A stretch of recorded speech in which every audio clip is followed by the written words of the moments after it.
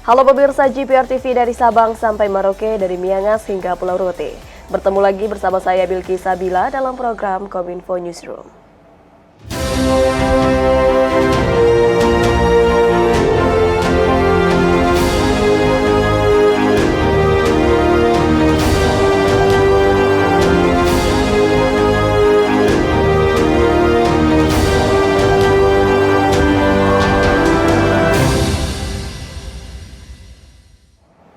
Kita awali informasi pertama pemirsa, Presiden Joko Widodo melakukan peninjauan ke Galeri Nyoman Nuarta di Kabupaten Bandung Barat, Jawa Barat. Kunjungan ini untuk melihat progres pembangunan Istana Burung Garuda di Ibu Kota Negara Nusantara. Selain itu juga untuk memastikan proyek pembangunan sudah sesuai dengan target.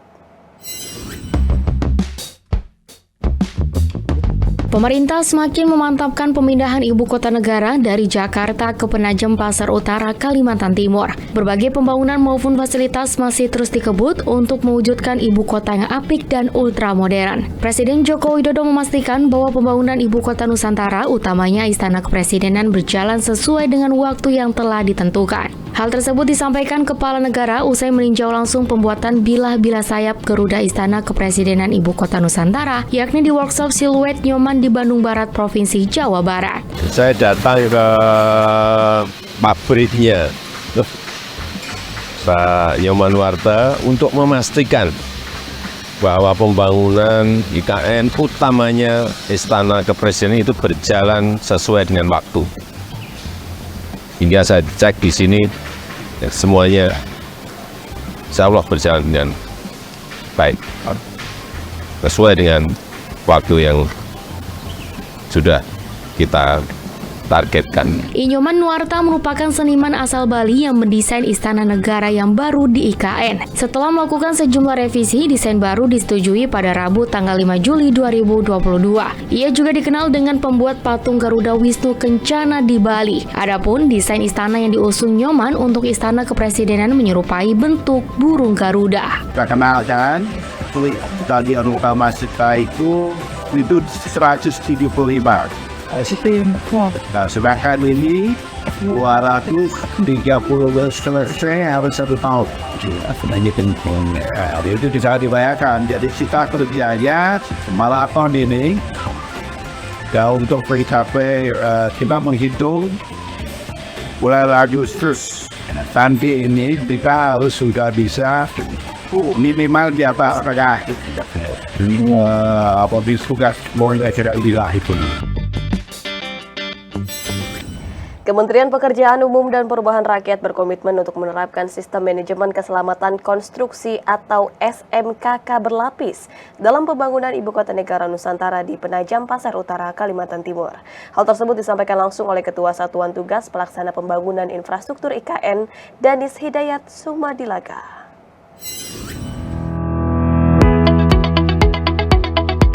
Kementerian Pekerjaan Umum dan Perumahan Rakyat terus mendorong komitmen penyedia jasa konstruksi untuk melaksanakan ketentuan mengenai keamanan, keselamatan, kesehatan, dan keberlanjutan konstruksi dalam pembangunan Ibu Kota Negara Nusantara di Kalimantan Timur.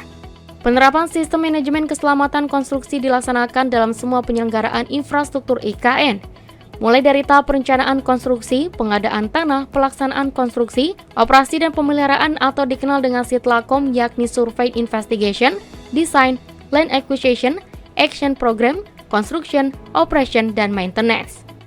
Ketua Satuan Tugas Pelaksanaan Pembangunan Infrastruktur IKN, Danis Hidayat Sumadilaga mengatakan, dalam pembangunan infrastruktur IKN, Menteri PUPR Basuki Hadi Mulyono telah memberikan arahan untuk melaksanakan pekerjaan konstruksi, yakni sesuai dengan peraturan perundang-undangan, dan memastikan penerapan keselamatan konstruksi yang memenuhi aspek kesehatan dan keselamatan kerja pada tenaga kerja konstruksi dan semua pihak yang terlibat di lapangan.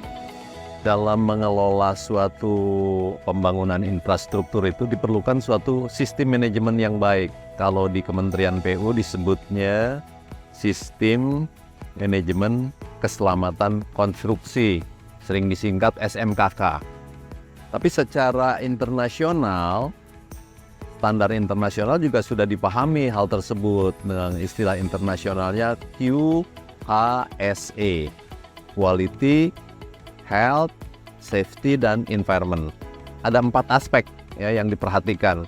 istilahnya adalah dimulai dengan kata kesehatan. Satu, aspeknya yang terutama bagaimana kita memastikan kesehatan dan keselamatan pekerja. Jadi yang akan terlibat itu kita pastikan orang-orangnya bekerja dengan baik dan aman. Kedua, aspek keteknikan agar apa yang kita kerjakan sesuai dengan rencana, sesuai dengan apa yang diharapkan, dan hasilnya memenuhi aspek-aspek kualitas, terukur, terstruktur, sesuai rencana.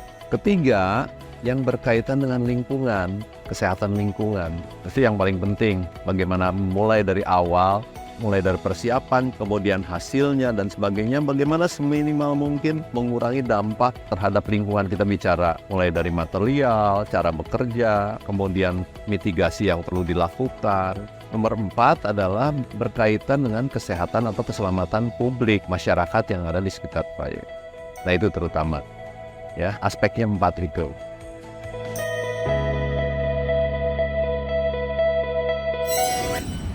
Menteri Luar Negeri Retno Marsudi melakukan pertemuan trilateral dengan sejumlah negara Rusia, India, Australia, dan China. Pertemuan tersebut diharapkan mampu untuk meningkatkan kontribusi negara ASEAN dan juga mitra dialog dalam berkontribusi untuk menjaga perdamaian dunia.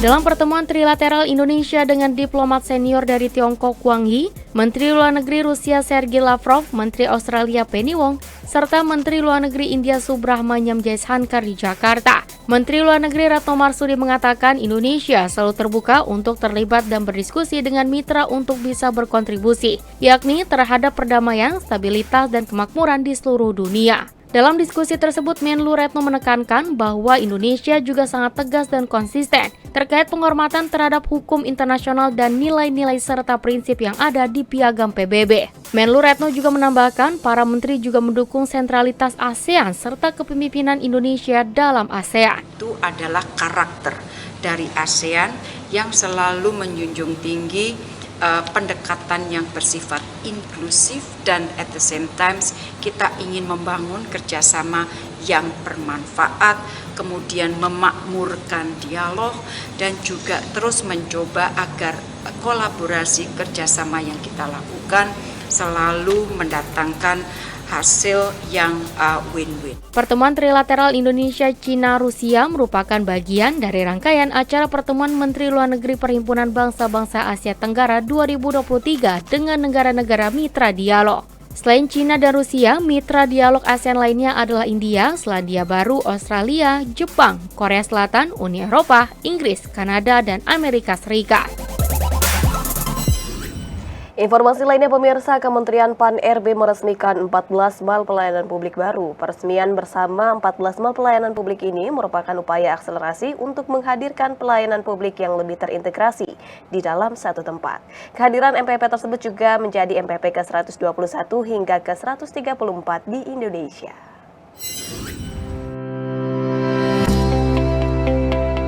Menteri Pan-RB Abdullah Azwar Anas meresmikan 14 mal pelayanan publik secara serentak yang berasal dari 10 provinsi. Peresmian ini dilaksanakan terpusat di kantor Kementerian Pan-RB pada Kamis 13 Juli 2023. Adapun mal pelayanan publik yang diresmikan tersebut adalah Kabupaten Aceh Besar, Kabupaten Humbang Hasundutan, Kabupaten Musirawas, Kota Tangerang, Kabupaten Bandung Barat, Kabupaten Cirebon, Kabupaten Pangandaran, Kabupaten Tegal, Kabupaten Kuburaya, Kabupaten Pangkajen Kepulauan, Kabupaten Sopeng, Kabupaten Wajo, Kabupaten Poso, dan Kabupaten Konawe. Secara berurutan pula kehadiran MPP tersebut menjadi MPP ke-121 hingga ke-134 di Indonesia. Ke-14 mal pelayanan publik ini dilengkapi fasilitas dan sarana prasarana yang nyaman dan memadai serta sesuai dengan standar pelayanan. Di antaranya adalah ruang laktasi, ruang bermain anak, toilet penyandang disabilitas, ruang konsultasi, pusat ATM, hingga pojok baca. Peresmian bersama 14 mal pelayanan publik ini merupakan upaya akselerasi untuk menghadirkan pelayanan publik yang terintegrasi dalam satu tempat. Selain itu juga sebagai implementasi birokrasi tematik dari masing-masing kabupaten dan kota tersebut. Dengan kehadiran mal pelayanan publik turut diharapkan dapat meningkatkan jumlah investasi di masing-masing daerah serta kemajuan ekonomi setempat. Melalui upaya ini diharapkan semakin memudahkan masyarakat dalam mengakses kebutuhan akan administrasi kependudukan, perizinan, dan non-perizinan dari pemerintah. Kementerian Pan-RB juga secara simultan mendorong pemerintah daerah untuk menghadirkan MPP digital. Dari 14 MPP tersebut, 1 diantaranya yakni Kabupaten Musirawa sebagai pilot proyek telah resmi menjalankan MPP digital terlebih dahulu. Kita sekarang next step lagi sedang mempersiapkan namanya rumah virtual. Bagi pelayanan publik yang orang tidak perlu hadir, namanya MPP digital. Next step-nya adalah Bapak Ibu bisa menuju digital, salah satunya nanti masyarakat bisa merekam.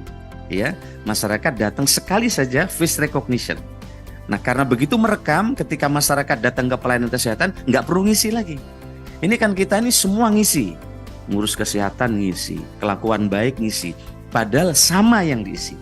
Sehingga dengan MPP digital nanti mestinya dengan direkam di face recognition, tidak perlu lagi ada pengisian-pengisian yang berulang. Pada kesempatan itu pula, Azwar Anas juga mengingatkan kembali kepada pimpinan daerah untuk dapat meningkatkan sistem pemerintahan berbasis elektronik tanpa memperbanyak aplikasi layanan pemerintah yang harus digunakan oleh masyarakat untuk berbagai layanan. Pemerintah sekarang sedang mendorong SPBE, sistem pemerintah berbasis elektronik. SPBE ini bukan aplikasi, maka kami sangat berharap ke depan kita tidak perlu lagi memperbanyak memproduksi aplikasi. Kalau ini diteruskan, maka nanti di daerah akan ada ratusan aplikasi. Nah, semakin banyak aplikasi, maka masyarakat akan susah untuk mengakses akun pelayanan. Maka harapan kami sesuai dengan arsitektur SPBE, Bapak Ibu Bupati sekarang kalau ada ketemu kepala Kominfonya panggil. Bagian organisasinya panggil. Sekarang aku nggak mau banyak aplikasi. Saya pengen ada satu portal di kabupaten yang semua layanan terhubung. Kira-kira begitu. Pemirsa, usai jeda kami akan kembali dengan informasi lainnya. Tetaplah bersama kami dalam Kominfo Newsroom.